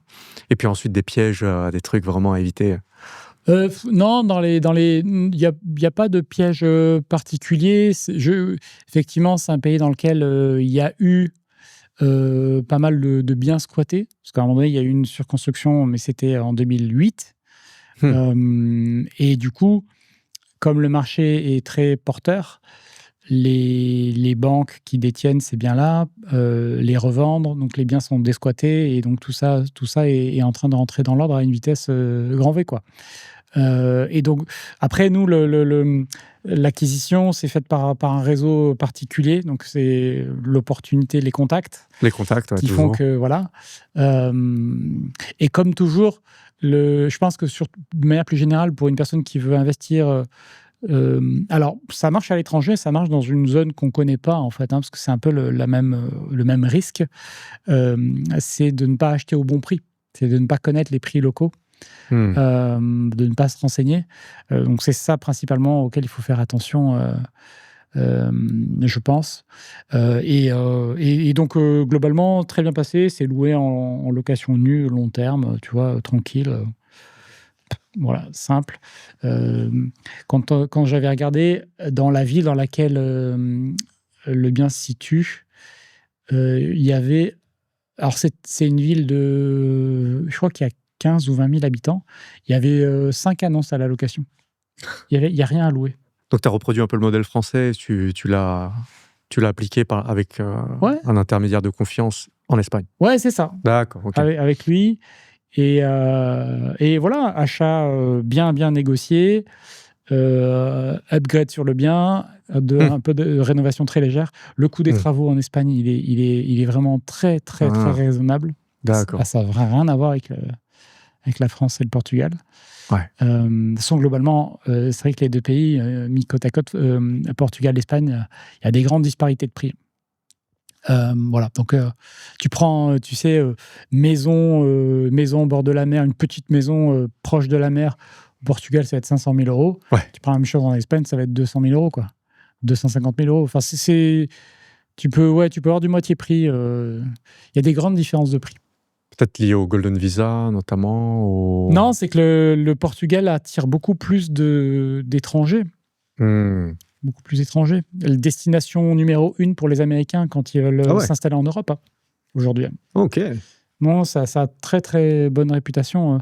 Et puis chaque année, il y a 2 fois plus d'Américains qui arrivent que l'année précédente. Ouais. Donc c'est très recherché, le Portugal. Je comprends. Le Portugal, l'Espagne l'est aussi, mais c'est plus des Français qui viennent. Exact. Tandis que là, c'est outre-Atlantique. Et puis en plus, les Américains, quand ils arrivent quelque part, ils paient le prix fort. Ils paient le prix auquel ils sont habitués chez eux. Et du coup, ils font monter l'intégralité des prix du monde. On parlait encore avec des agents il y a un mois. Là. Bah oui, ils arrivent, ils négocient pas. Ouais, c'est pas dans leur culture. Ils négocient pas. Ils ont vendu leurs biens 500 000 aux États-Unis, leur résidence principale. Ils arrivent ici sur leur budget, ils voient un appartement à ce prix-là, ils achètent. Et donc, c'est pas un cliché. C'est la réalité, et partout dans le monde. Et comme l'acheteur de Maxence pour sa villa au Costa Rica, le gars, il est arrivé, boum, il a dégainé le prix. Ouais. Donc, du coup, c'est vrai que c'est un petit peu inflationniste. La différence majeure entre l'Espagne et du coup, c'est intéressant parce que tu as fait Espagne, Portugal en tant qu'investisseur, plus récemment Riga. Entre Espagne et Riga, qu'est-ce que tu retiens si on peut comparer les deux? L'Espagne est quand même calquée sur ce qui se fait en, on va dire, Europe de l'Ouest. Ouais. Donc avec un notaire, avec des frais de notaire, c'est assez proche. Combien de frais de notaire? En Espagne, c'est 8%, il me semble. 8%. Comme en France. C'est un petit peu moins qu'en France, mais pas beaucoup moins. Ok. Chez notaire, donc passage notarié, signature d'un compromis et puis d'un acte définitif de vente. Oui, c'est ça. C'est très similaire. Il peut y avoir, il y a des petites différences sur les frais liés au bien qui peuvent rester avec le bien. Donc, il faut faire attention. Il y a un avocat qui intervient, comme au Portugal. Hein, il y a un avocat il vaut mieux qu'un avocat intervienne pour tout vérifier. Ouais, ok. En France, il n'y a pas ces questions-là parce que le notaire joue ce rôle-là de tout Des frais vérifier. annexes qui peuvent être... De vérifier vraiment l'état financier du bien, que tu vois, le notaire va vraiment tout faire de ce point de vue-là. Espagne, Portugal, c'est pas le cas. Il y a un avocat qui intervient et qui vérifie tout ça. Donc, tu vois, c'est un niveau de sécurité, on va dire, un peu plus faible qu'en France. D'accord, donc plus de travail chez les avocats à réaliser. Ouais, bon, il intervient, ils ont l'habitude. Hein, ils vont vite voir. Et par rapport à ce qui se fait en Lettonie, c'est pour le coup vraiment différent, puisque donc déjà en termes de frais, les frais de notaire, voilà, 1,5% ou 2%, donc beaucoup plus faible. Et puis, j'allais dire, c'est plus simple ici, puisque donc pas de compromis de vente, on va directement à la signature. Un truc qui est je trouvais intéressant, c'est le paiement après la signature. Parce que France, Portugal, Espagne, c'est le jour où tu signes, tu payes. Exact. Et c'est vraiment, tu sais, c'est comme dans les films, quoi. Tu passes le chèque, on te passe les clés. La vision, c'est un peu ça. C'est-à-dire vraiment, on te donne les clés quand tu payes. Ici, tu signes le document et tu payes après. Ouais, c'est ça. Dans certains cas, avec certains promoteurs validés et dans certaines proportions, parce que là, on parle d'un investissement qui se situe autour de 60 000 € pour faire gros. Donc, en effet, dans les faits, on peut faire ce genre d'acte. Mais ça, voilà, c'est quelque chose qui n'existe pas. Simplicité. Ouais, okay. Et donc, très simple. Ouais. Très simple. En fait, tu vas voir, hein, tu passes chez le notaire, du coup, demain. Non, après-demain. Ouais, demain, après-demain. Après-demain. Donc, tu verras. Tu vas rencontrer Carlis, qui sera au bureau. Ok. Donc, simplicité, frais. Et par rapport au Portugal, justement aux vérifications, les avocats, etc., quelles sont les subtilités en ce qui concerne le Portugal? Puisque toi, tu as acheté au Portugal aussi. Pour quelqu'un qui regarde cette vidéo et qui se dit, tiens, le Portugal, ça me branche, mais comment faire? Moi, j'ai d'ailleurs, dans le cadre de Life Invest, certaines personnes qui me disent, mais est-ce que tu ouvres le Portugal? Ouais. Ça parle aussi aux Français. Ils se disent, l'opportunité peut-être est passée, parce que les prix sont élevés. Beaucoup de questions en une, mais voilà, qu'est-ce que tu pourrais nous partager? L'une des spécificités du Portugal, c'est que tu as 90% des biens immobiliers qui ont des parties non déclarées ou illégales. 90%? Ouais. Donc en fait, si tu veux, ils ont une bureaucratie qui est quand même très importante, donc avec beaucoup de règles. Mais qui ne sont pas respectés. Donc, si tu veux, et comme c'est tellement long d'avoir des réponses, etc., donc pendant des années, les gens faisaient en fait ce qu'ils voulaient sur leur bien immobilier sans demander, quoi. Grosso modo. Donc, extension de véranda, piscine, ce que tu veux. Hein. Et donc, du coup, c'est, pour un acheteur étranger, c'est surprenant. Par exemple, j'en parlais avec des Allemands ils ont acheté une maison et ils m'ont dit on a refusé les 4 premières maisons qu'on nous a proposées, on a refusé parce qu'il y avait des parties comme ça, et en fait ils ont compris au bout d'un certain temps que c'était juste normal. Et que en fait, et donc c'est pour ça que je dis encore une fois un peu moins sécurisé qu'en France. En France, il y a plein d'inconvénients, mais un des avantages, c'est quand tu fais un achat immobilier, tu as un niveau de sécurité qui est quand même assez élevé. C'est-à-dire tu sais ce que tu achètes, dans quelles conditions tu l'achètes, etc. D'un point de vue juridique. Là, tu achètes, il y a ta véranda. Si je vais un peu à l'extrême, mais si ton voisin il t'aime pas, qu'il te balance à la mairie, la mairie va venir, elle va te dire il faut enlever la véranda. Et toi tu vas dire mais j'ai acheté comme ça, mais la mairie va te dire on s'en fout. Hein. Parce qu'elle n'a pas été autorisée au préalable, ou qu'il y a un flou. Ou alors il faut régulariser, ou il faut payer une amende. Voilà. Donc tant qu'il ne peut pas se l'approprier, le voisin, ça peut aller. Mais... C'est très courant. C'est courant? Les parties légales. Après, les problèmes après cela sont très très rares. C'est pour ça que tout le monde fait ça. Hein. C'est dans le pire des cas, souvent on te demande de régulariser ou de payer une amende. Mais voilà, ça fait partie des... Tu vois, c'est un aléa. Donc c'est dans 9 cas sur 10. Ouais, 9 cas sur Ok. 10. Très, très souvent, même sur les biens neufs. J'ai visité plein de biens en construction où ce qui se fait beaucoup au Portugal, c'est dans une maison, tu as le garage au sous-sol. Les garages, ils sont carrelés, comme dans l'intérieur de la maison. Ouais. Mais tu sais pourquoi? C'est une pièce. Ouais, en fait, ils vont. Le process est compliqué, c'est-à-dire qu'il faut que la mairie vienne donner une licence d'habitation, ils viennent vérifier à la fin des travaux. Oui. Donc ils attendent qu'ils viennent, et puis une fois qu'ils sont venus, on change. Ouais, d'accord. Et Parce donc, que c'est pour ce ça qui que est censé être une place de parking, normalement pour respecter les quotas de construction, se transforme en une pièce. Derrière, c'est pas respecté du tout. Voilà. Donc c'est pour ça que tu trouves. Après, la maison, ils la vendent, et la maison, du coup, Qu'est-ce que t'en fais? elle a une partie illégale. Ben, personne n'en fait rien, puisque C'est dans la coutume. c'est dans la coutume. Alors évidemment, c'est en train, ils veulent changer un peu ce fonctionnement-là, mais c'est une grosse différence que j'ai constatée, et voilà, il faut juste en avoir conscience. Donc tu sais que quand tu achètes un bien immobilier au Portugal, il y a de grandes chances qu'il y ait un litige potentiel, qui ne sera pas, Non, pas nécessaire. Non, mais si quelqu'un décide de dire quoi que ce soit, une administration, un voisin ou autre, il faut prévoir une petite enveloppe. Non, Potentiellement. je sais pas ça. Ok. Non, ça marche pas trop. Ok. Mais oui, ça fait partie des différences. Voilà. Ouais. En France, tu vois, une maison qui a une piscine non déclarée, Ouais. Je pense que c'est très dur à vendre. Il y a peu de gens qui vont se positionner pour acheter ce genre de truc. Je comprends. Tu vois, il va y avoir une condition suspensive de régulariser, sinon tu n'achètes pas. Tu peux pas faire ça au Portugal. Je comprends. Le vendeur comprendra pas. Ah ouais. Évidemment. Donc l'opportunité passe sous le nez. Il faut vraiment jouer le jeu. Tu rates le truc. Voilà, donc, C'est toujours le bon plan d'acheter au Portugal aujourd'hui, en 2025 ? C'est une question compliquée. Parce que en fait, ça dépend de l'évolution du marché. Les prix sont hauts. Donc, tu sais, il y a des classements, par exemple, de quel pourcentage des revenus tu dois consacrer pour t'acheter ou pour louer un bien. Donc, France, tu es en gros à 40-45% en moyenne. Tu vois, en gros, les gens, ils mettent la moitié de leur salaire dans l'achat d'une résidence principale. Au Portugal, ils sont à 116%.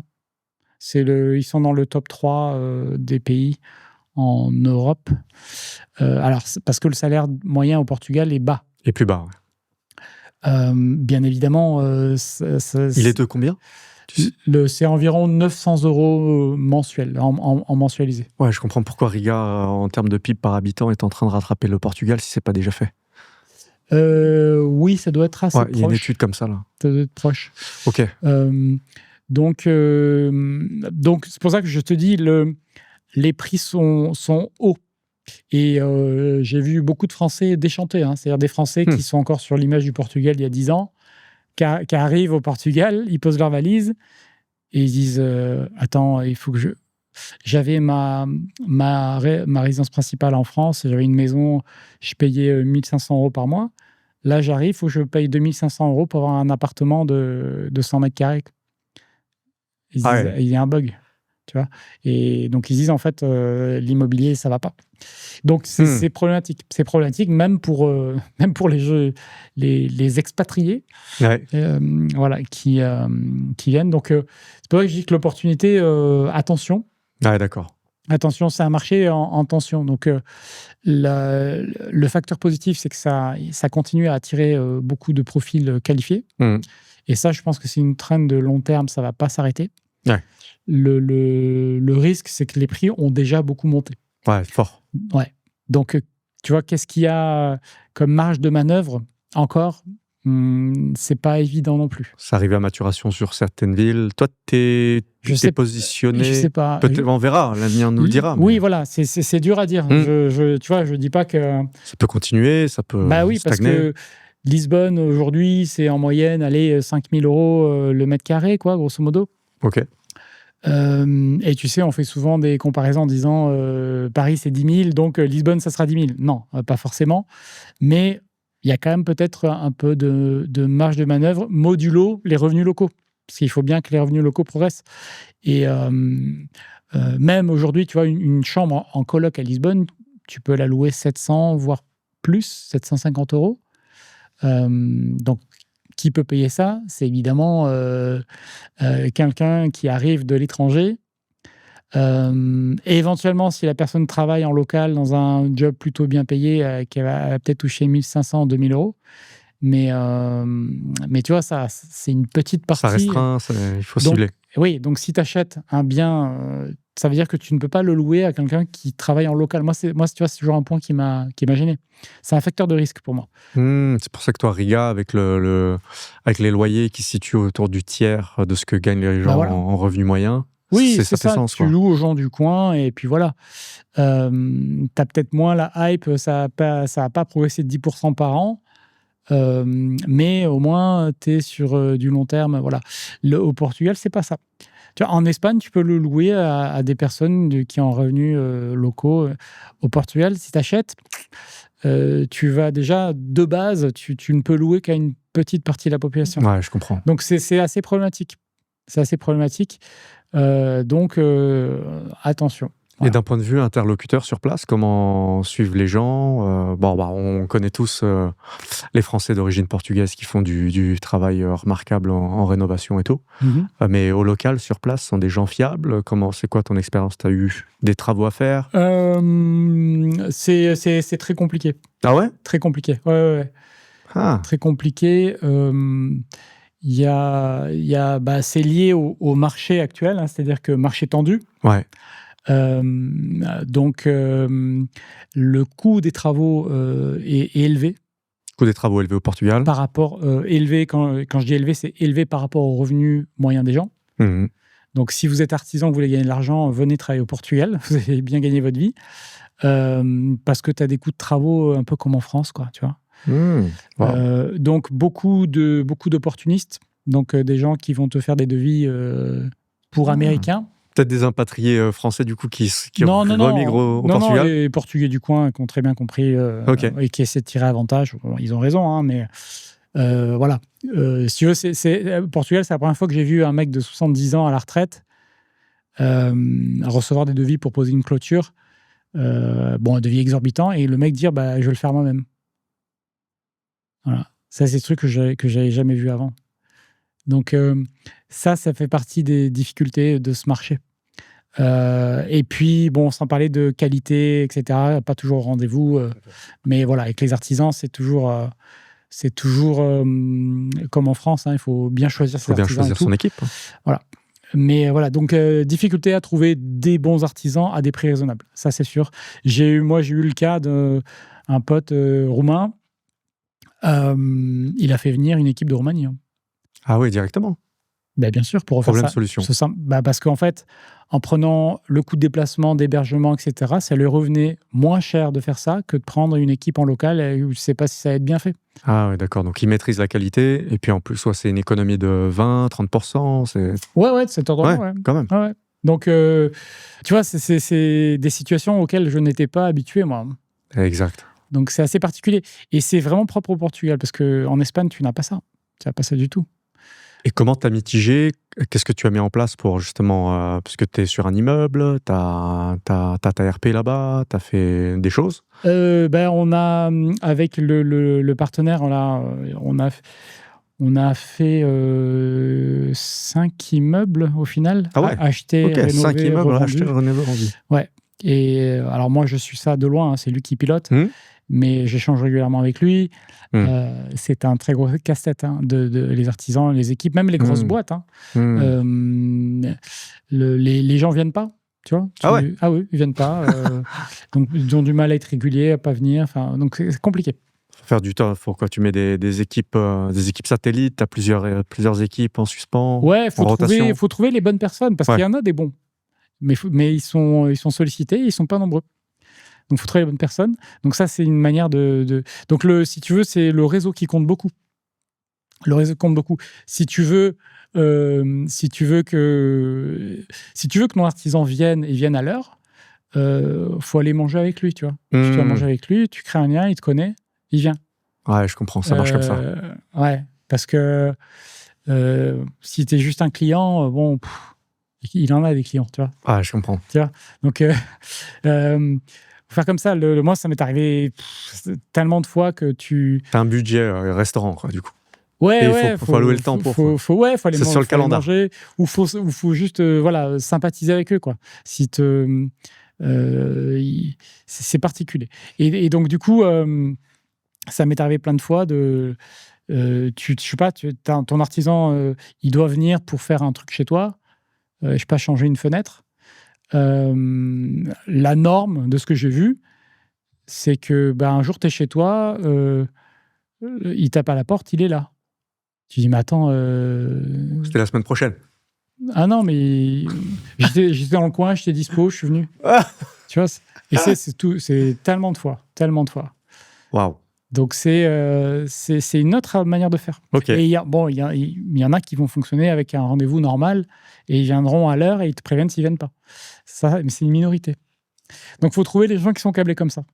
Donc des challenges, on va dire humains, des challenges au niveau du prix d'entrée et des challenges d'un point de vue administratif. Ouais, c'est pour ça que c'est un marché compliqué. Moi, j'ai souvent des gens qui me disent j'aimerais bien trouver un bien au Portugal, est-ce que tu peux m'aider, etc.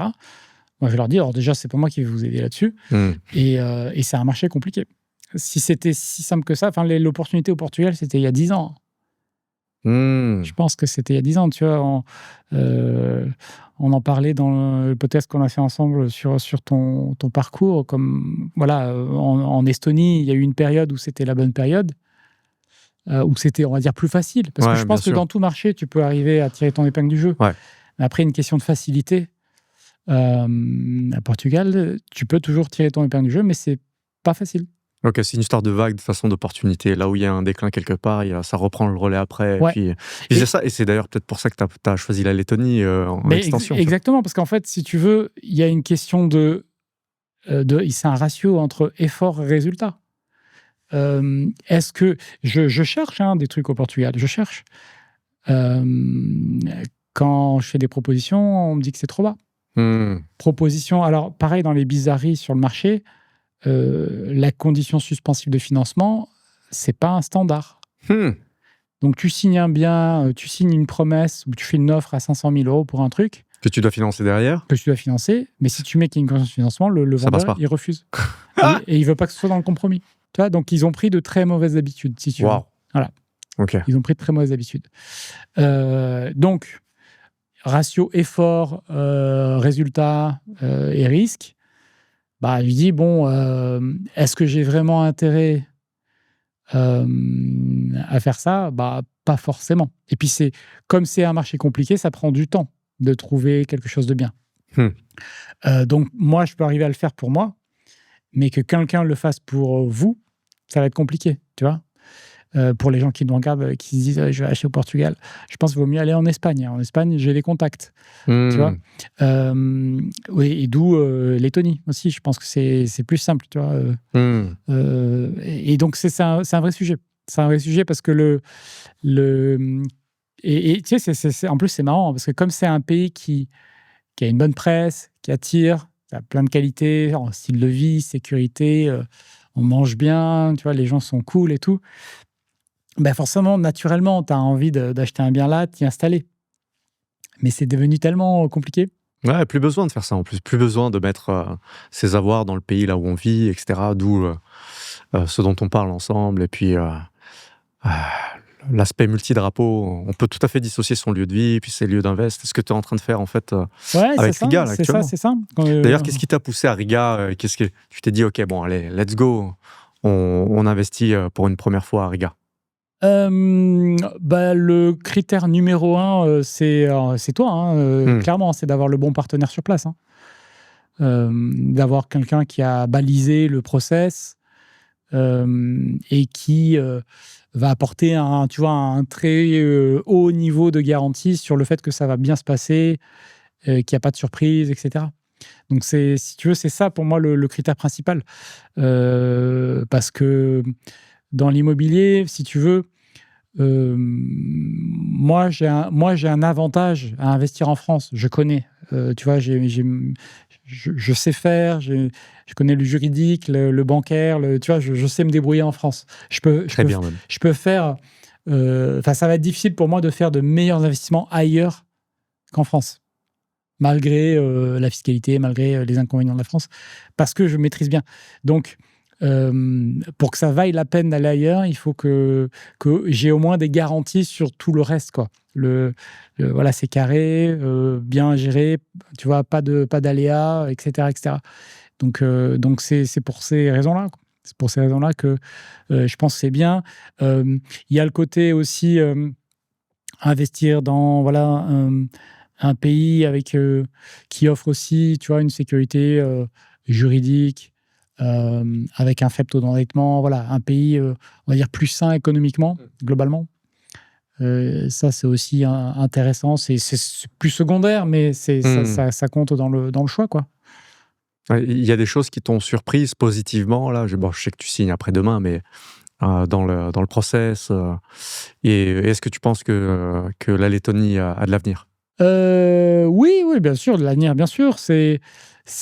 Après, ça reste un petit pays. Donc, ce que je trouvais intéressant, si tu veux, dans le choix, c'est de se dire finalement, c'est plus intéressant peut-être d'avoir un bien dans la capitale d'un petit pays que d'avoir un bien à 20 minutes d'une ville moyenne en France. Mmh. Tu vois, en termes de qualité de bien et de pérennité des emplacements, c'est un critère où je me dis, tiens, ça a du sens de se poser cette question-là. En France, on peut faire beaucoup de renta en achetant dans des petites villes, tu vois, de 3, 5, 10 000 habitants. C'est des biens qui offrent ça. Par contre, en long terme, valorisation du patrimoine et même, on va dire, attractivité du bien avec une démographie qui, tu vois, qui est un peu déclinante, bah, peut-être que à se positionner dans une capitale d'un autre pays ou proche d'une grande ville dans un autre pays, en croissance, bah, c'est pas mal. Ah, tu vas chercher tes villes de tiers 1, mais à l'étranger. Ouais, c'est C'est ça. intéressant. Alors bon, ici, la démographie est pas folle. Ici, Non, ça fait partie des pires scores de l'Union européenne. c'est le gros inconvénient, on va dire. Après, je pense que quand tu es dans la capitale du pays, de toute façon, la capitale du pays restera la capitale du pays. Et en ciblant des biens voilà, rénovés, actualisés, voilà, il y aura toujours. On aura toujours un locataire, voilà. avec la bonne stratégie, mais c'est vrai que c'est important de le redire. Ouais, Ouais. bien sûr, bien sûr. Aucun pays n'est parfait, aucun pays n'a tous les voyants au vert, sinon ça serait trop facile. Mais oui, voilà, ça fait partie des critères. Donc, tu vois, dans le choix d'arbitrage, et donc, tu vois, donc pour moi, qui ai déjà fait de l'immobilier avant, je le vois plus comme un placement. Tu vois, c'est vraiment un placement plus qu'un investissement immobilier classique au sens où je le fais d'habitude. Avec levier, là, tu l'as fait cash comptant. Exact. Voilà, donc un placement complémentaire, hop, pour la stratégie de revenus immobiliers. Excellent, excellent. Donc, je suis content de t'aider à mettre une base patrimoniale en plus, à l'étranger, en plus de l'existant. Espagne, Portugal, du coup, Riga. Avec, pour toi, partenaire, un relais de croissance à l'étranger, ce qui est important, avec des perspectives dans de l'immobilier générateur de revenus. Qui plus est, sur un modèle auquel tu es habitué, donc location pérenne. Oui. Ouais. Donc ça te fait une vraie diversification géographique, en fin de compte. Oui, bah oui, on continue le... Et pour la suite, qu'est-ce que tu envisionnes à Abu Dhabi peut-être, les Émirats? Qu'est-ce que tu ferais next dans le meilleur des mondes? Ouais, non, Abu Dhabi, c'est une bonne piste suivante. Comme je sais que voilà, il y a des choses potentiellement qui se préparent aussi là-bas. Donc oui, Abu Dhabi, ça reste, je pense, que ça va être une bonne prochaine étape. Et puis après, je pense qu'il ne faut pas non plus, tu vois, partir dans trop de directions, parce que après, le but, c'est que ça reste gérable. Mais oui, de rajouter une autre destination en revenus, en création de revenus, parce que c'est pas pour faire de l'achat-revente, hein, c'est vraiment pour faire de la création de revenus sur du moyen terme. Ouais. Et donc oui, ça s'y prête bien, je pense, comme option à venir. Ouais. Qu'est-ce que tu vois en particulier là, dans la zone? Tu veux dire vraiment spécifiquement Abu Dhabi? Ouais, les Émirats en général. Déjà, Abu Dhabi plutôt que Dubaï. Ah ouais? Oui, oui, oui. Non, Dubaï, c'est en effervescence et il y a, enfin, ça m'a l'air. Il a l'air d'y avoir beaucoup de, de gens pas forcément très compétents de partout. Donc Exact. compliqué. Beaucoup d'obsolescence entre les projets. Voilà. Donc acheter dans l'existant quelque chose qu'on connaît, qui est déjà là. Éviter des surprises. Avoir les bons partenaires sur place, évidemment. Et puis plutôt Abu Dhabi qui semble plus avoir une croissance plus maîtrisée, on va dire. Construit beaucoup moins que Dubaï. Et qui est à l'air un peu plus stable. Voilà. Donc, mais après, ça, pour moi, ça reste encore à explorer. Mais Ouais. je vois qu'il y a beaucoup de signaux positifs. Entre il y a Ceyland et puis d'autres coins alentours qui se spécialisent plus culture, plus famille, plus business district. Donc c'est intéressant comme développement. Et puis ce qui me plaît, c'est zone de croissance. Donc c'est vrai que c'est des sujets d'investissement, tu vois, où je trouve que justement il y a un effort relativement raisonnable à faire, parce qu'en fait c'est des marchés qui sont efficients, c'est assez transparent, c'est réglementé. Je pense que tu n'auras pas des appartements avec des parties illégales ou des trucs comme ça, tu vois. Voilà, ça va être carré, donc peut-être plus sécurisant pour l'avenir. Donc ça fait partie des raisons qui peuvent m'attirer sur ce genre de marché.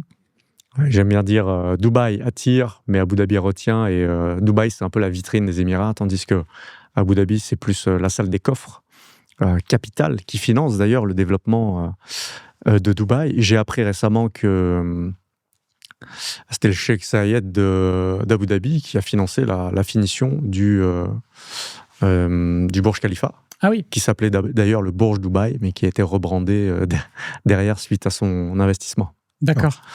Donc ça en dit long un peu sur la dynamique actuelle. Et puis donc, si je comprends bien, double pilier complémentaire, est-ce qu'on est en train de développer en notre sein, c'est la Lettonie avec le rendement, le revenu international net sans charge mentale en zone euro, et puis les Émirats, le double pilier, hors zone euro, avec appui de résidence, parce qu'on peut obtenir à certaines conditions un statut légal pour rester pendant 10 ans, renouvelable, adossé à une monnaie majeure telle que le dollar, quoi. Ouais.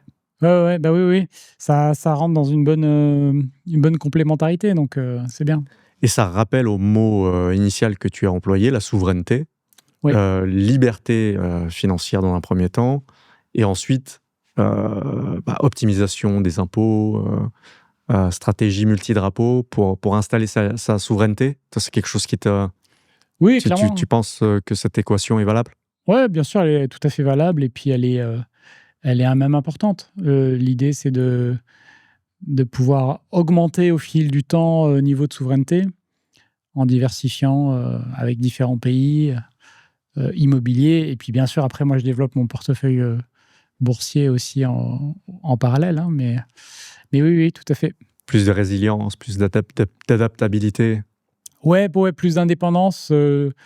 Effectivement, l'un des aspects derrière aussi, c'est que, bien sûr, c'est de se demander à patrimoine équivalent. Tu vois, quand tu fais un arbitrage d'une zone où il y a beaucoup d'impôts à une zone où il y a peu ou pas d'impôts, ton revenu augmente d'autant.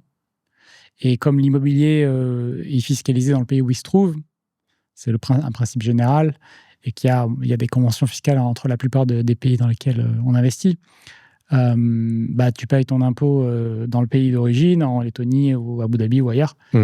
Et donc, tu récupères un revenu net d'impôt, une fois que tu as acquitté l'impôt là-bas, et qui reste très faible. Donc, est-ce qu'il vaut mieux avoir 50 000 € de biens immobiliers en France ou ailleurs quand c'est pour en vivre, il vaut mieux que ce soit ailleurs. La France, c'est vraiment bien pour les gens qui débutent, qui veulent capitaliser, créer du patrimoine, emprunter, tu vois, gérer leurs biens immobiliers, faire leurs opérations, optimiser tout ça, rembourser. Et une fois que tu as remboursé ton prêt, est-ce que tu as intérêt à conserver sur le long terme? Pas forcément. Pas forcément. Moi, c'est plus cette vision-là que je développe aujourd'hui. Et même pour mes clients, c'est ce que je leur dis de plus en plus. Et par contre, à contrario, tu vois, je reçois des questions de gens qui me disent qu'ils veulent investir à l'étranger. Et qui n'ont rien constitué avant. Qui n'ont rien en France. Moi, je dis systématiquement, commence en France. Moi, je leur dis, ça ne sert à rien. Qu'est-ce que vous allez faire ? Vous ne connaissez pas l'immobilier, vous allez investir ailleurs, donc déjà, vous avez un risque supplémentaire parce que vous ne savez pas ce que c'est l'immobilier. Carrément. Et puis surtout, il y a un atout majeur en France qui est le paradis bancaire. Anomalie mondiale. Anomalie mondiale. Exploitez ça, faites vos armes et cherchez pas la facilité ailleurs. Faites ça. Et après, vous serez prêt à passer à l'étape suivante. Mais c'est pas antinomique. Parce que les gens, souvent, ils sont dans une binarité. Ça, c'est bien, ça, c'est mal. Ouais, ils opposent les choses alors que c'est un ensemble cohérent. C'est cohérent, c'est complémentaire. Ça correspond à des phases de développement de patrimoine aussi. Et même en termes de niveau de risque, je pense que quelqu'un a moins de risques à investir en France où ils le connaissent, etc. Donc, commencez par ça, faites vos armes. Puis une fois que vous êtes prêts, il y a plein d'endroits où on peut compléter, où on peut arbitrer, où on peut... Voilà. Ouais. Mais c'est une phase... La France est bien pour créer le patrimoine. Ouais. Et après, ailleurs, c'est bien pour vivre du patrimoine. Exact. C'est pour ça qu'on s'entend bien, toi et moi. C'est que si on peut résumer à une équation, grosso modo, France est de 0 à 1, où on peut, à quelques euros près. Et ensuite, de 1 à plus, voilà, on structure, on optimise à l'étranger. C'est pour ça qu'on voit potentiellement un esprit riche et esprit souverain. Oui. Ouais, ça fait sens. Après, il y a toujours l'exemple suivant qui est de l'expatrié qui est déjà en dehors. Bien sûr. Et qui, pour des raisons perso diverses, n'a pas forcément envie d'investir en France, préfère l'étranger. Et ce, même avant de s'être développé au local. Ça, on voit ça arrive. Oui, c'est très C'est courant. anecdotique. C'est très courant. Ouais. Mais oui, un expatrié qui n'a gardé que peu d'attache ou pas d'attache avec la France, de toute façon, aura du mal à emprunter en France. Ou alors, on va lui proposer des conditions qui ne sont pas toujours très avantageuses, avec des 20-30% d'apport. Okay. Et donc, dans ces cas-là, oui, autant faire ça peut-être dans un autre pays. Ça dépend un peu du projet de vie, je pense. Mais Qu'est-ce que tu penses des expatriés qui investissent en France avec levier ? Je vois passer ça sur les réseaux en ce moment. Oui, j'ai vu quelqu'un qui proposait ça comme accompagnement. Ouais, plusieurs même. Oui, pourquoi pas. Mais après, tout dépend de ce qu'ils vont... c'est toujours pareil, c'est dans quelle intention c'est fait. Encore une fois, je pense que si c'est pour constituer du patrimoine, c'est bien.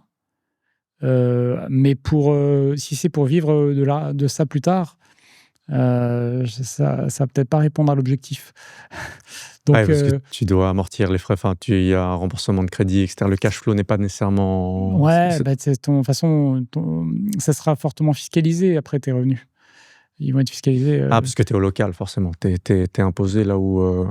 Et un sujet additionnel en plus, c'est que, attention, d'un point de vue fiscal, à ne pas générer 50% de plus que le revenu que tu fais au domestique sur le pays d'expatriation. Ça peut être... Pour éviter des sujets de requalification potentielle. Ça peut être... Donc, pour celui qui s'est expatrié d'un point de vue fiscal et qui générerait plus que 50% de ses propres revenus là où il est implanté, il peut y avoir frottement aussi. Donc, oui, ça peut être un sujet, ouais. Ça peut être un sujet. Donc, voilà. Bon, excellent. Donc, d'indépendance financière à souveraineté patrimoniale. Toi, aujourd'hui, ta vie, c'est le kiff. Tu habites dans une belle maison, tu fais du jiu-jitsu, tu t'entraînes tous les matins, tu fais du sport avec tes enfants, tu voyages. C'est ça, toi, ta vraie définition, ton vrai alignement, là, aujourd'hui Oui, c'est ça. C'est qu'en fait, c'est vrai que j'ai cette chance-là d'avoir construit la vie que je veux, quoi. Donc, en famille, voilà, on est ensemble, on grandit ensemble. Et puis, mon quotidien, c'est effectivement passer du temps avec mes enfants, m'occuper de mes différentes affaires et puis pouvoir progresser au quotidien sur effectivement le jiu-jitsu qui est ma passion depuis 2 ans maintenant.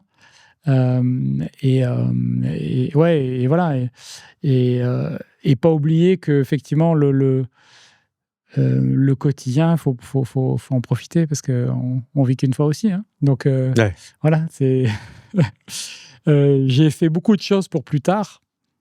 Maintenant, je suis aussi dans un équilibre. L'âge aidant, Ouais. voilà, avec la famille, les enfants aussi te font réaliser que ils grandissent vite. Donc, tu vois, combien de fois on a entendu d'histoires de businessmen qui n'ont pas vu grandir leurs enfants, etc. Ah, Enfin, ça, c'est terrible. c'est courant, hein. Ouais, c'est courant. Voilà, moi, je suis avec eux tous les jours. Tu les vois tous les Je les vois jours. tous les jours, Mmh. donc je ne pourrais jamais dire ça. Et heureusement. Et donc voilà, profiter aussi de ces moments-là, ces phases de vie, tant qu'elles sont là, parce que c'est pas éternel. Donc profiter de les voir grandir, de pouvoir les accompagner et puis de globalement profiter d'être en famille, de leur offrir des moments de voyage aussi, parce que ça fait partie de notre style de vie. Donc ils sont venus en Lettonie d'ailleurs la dernière fois. Et voilà, on a passé 2 mois au Japon l'année dernière. Donc voilà, on essaie de faire des trucs sympas qui les aident aussi à voir autre chose et à se préparer à leur avenir, hein. Ouais, c'est Voilà. chic de voir et puis de te sentir si aligné droit dans tes bottes, de vivre la vision en fait. Tu vis ta vision. Exactement. En fait, c'est vrai que c'est des trucs que je montre pas au quotidien, etc. Parce que déjà, je veux pas exposer ma famille et puis je suis plutôt en réalité discret sur ma vie personnelle, quoi. Je parle plutôt d'immobilier, d'investissement et des trucs que je fais.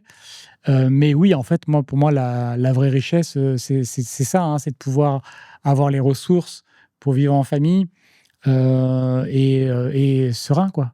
Donc, moi, ma femme ne travaille plus, ça fait 10 ans qu'elle travaille plus, ma femme, en fait. Excellent. Elle s'occupe des enfants. C'est aussi un choix de sa part, évidemment, hein. Mais on a cette chance-là de pouvoir s'organiser comme ça. Ça, c'est la vraie position alpha, d'être en mesure de pouvoir donner le choix à son épouse de travailler Ouais, ou pas. c'est ça, Ça, c'est vraiment c'est chic. ça. Donc, Et du coup, tu disais, tu partages pas trop la vie de famille, etc. Pourquoi ce choix, du coup je sais que tu as ce truc d'anonymat et tu fais attention. ouais, c'est ça, Mais en fait. c'est intéressant ça, parce que beaucoup de personnes en fait peuvent être touchées indirectement ou directement et associer la liberté financière avec le fait de faire grandir ses enfants, de transmettre des valeurs, la sécurité et les options que ça implique. Donc Ouais, parce qu'en fait, je veux pas les mêler à ça, je veux pas les mettre en scène, si tu veux. sans parler de mise en scène, mais juste de partager Mais des choses du quotidien, t'appelles pas plus. non, je veux pas les Ok. montrer, je veux pas les impliquer, je veux pas je veux pas qu'ils pensent que pour réussir, ils doivent se montrer sur les réseaux, tu vois, typiquement. Ah, intéressant ça. Tu vois, parce que c'est pas une nécessité, hein. C'est pas une fin en Il y a soi. plein d'entrepreneurs qui sont pas connus, hein, qui seront jamais connus, hein. Enfin, les réseaux sociaux, c'est un épiphénomène, tu vois. Donc, tu vois, je pense, j'essaie de séparer les choses, quoi. Vachement intéressant. Parce que Ça- certains pensent que le réseau, ça fait tout. Or, c'est la compétence valorisable, valorisante qui Oui, sert non, pour le réseau, c'est un amplificateur, un hein. amplificateur. C'est un amplificateur. Non, voilà. Et puis après, ouais, je pense que le réseau, ça m'appartient. C'est pas eux. Tu vois, c'est eux, ils ont leur vie. Et voilà, ils n'ont pas montré tout ça. Même, tu vois, moi, je montre pas spécialement ce que je fais au quotidien non plus. Parce que, tu sais, il y a toujours ce truc.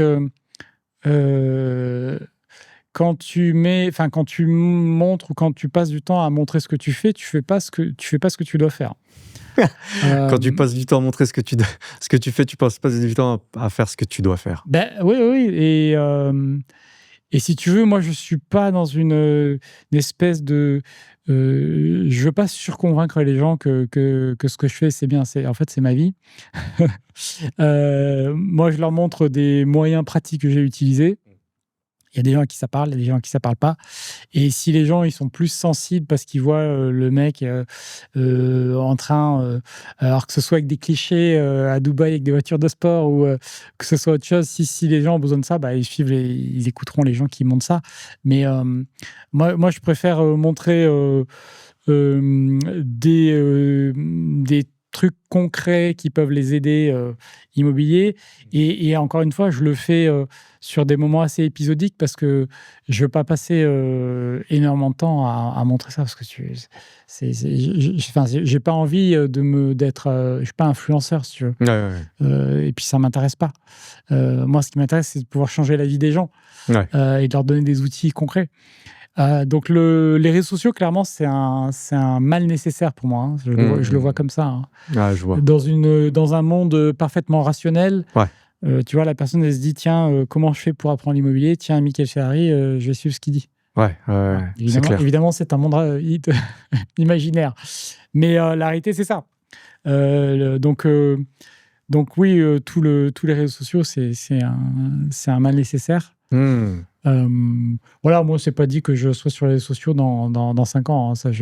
Là-dessus, plus le temps passe, moins je pense que je continuerai à faire ça parce que Ouais. c'est pas une fin en soi non plus.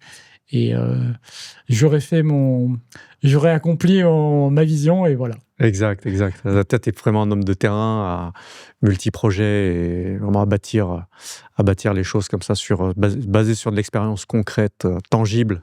Ouais, moi j'aime bien, voilà, j'aime bien faire les choses. C'est pour ça qu'on s'entend bien, toi et moi. C'est que on part du terrain et ensuite on essaie de le transmettre Exactement. à un plus grand nombre, mais pas avant Exactement. en fait. En décelant Non, d'abord ce qui vient à venir et en le partageant, quoi. Ouais. exactement. Et en parlant de transmission, on arrive bientôt à la fin de l'épisode, mais qu'est-ce que tu souhaites transmettre vraiment on va dire les 3 valeurs principales ou 3 qualités pour tes petits gars qui ont 7 et 10 ans du coup. Ouais, 7 et 10 ans. Ah, qu'est-ce que je vais leur transmettre? Ouais.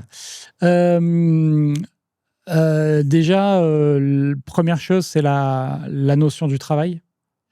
Donc, tu vois, faut faire le travail. Le fait de persévérer. Donc, quand tu veux quelque chose, tu travailles pour l'obtenir et tu lâches pas. Faut vraiment y aller. Et puis, la notion de loyauté qui est importante. Alors, pas des loyautés mal placées avec des trucs imaginaires, mais juste, voilà, si tu dis quelque chose, fais-le. Sinon, tu dis rien. Voilà. Et puis, tu vois, dans les relations de manière générale, je pense que c'est quelque chose d'important qui est au service du reste. Parce que si tu vois, un manque de loyauté peut ruiner tes efforts de travail, peut casser ta persévérance. Et donc, tout cela s'équilibre. Donc, 3 valeurs importantes, ouais, pour moi, travail, persévérance et loyauté, ouais. Travail, persévérance et loyauté. Yes. Socle solide. Yes. Vont te demander un jour, mais c'est quoi la liberté, papa? Peut-être, hein. Ah, la liberté, c'est de savoir choisir tes contraintes. Choisis tes contraintes. Ouais, c'est que tu choisis tes contraintes. Tu as beaucoup de personnes très riches qui sont beaucoup moins libres que moi. Exact. Parce qu'elles ont des contraintes hallucinantes. Elles doivent demander des autorisations pour faire plein de trucs. Alors pour des fois des raisons justifiées, des fois des raisons moins justifiées, mais elles sont beaucoup moins libres. Donc la liberté, c'est vraiment de choisir ses contraintes. Parce que les contraintes, on a tous. Dans n'importe quel scénario. Il y a des obligations de plein de nature. Mais de les choisir, c'est un grand luxe. C'est clair. On choisit sa vie, on choisit ses problèmes. Ouais. Si on devait résumer ton parcours en une petite phrase... C'est de fils d'ouvrier à libre financièrement. C'est ça un petit peu mon parcours. Et puis en ayant eu la chance d'inspirer des milliers de personnes à faire la même chose. Génial, génial, bravo. Et en plus, plus récemment, homme international, quoi, du coup. Oui, Ouais. c'est vrai. Nouvelle phase de vie. Donc voilà, cool. Merci pour ça aussi. À suivre de près, Ouais. à suivre de près. Merci, Mickaël. Merci. À très vite.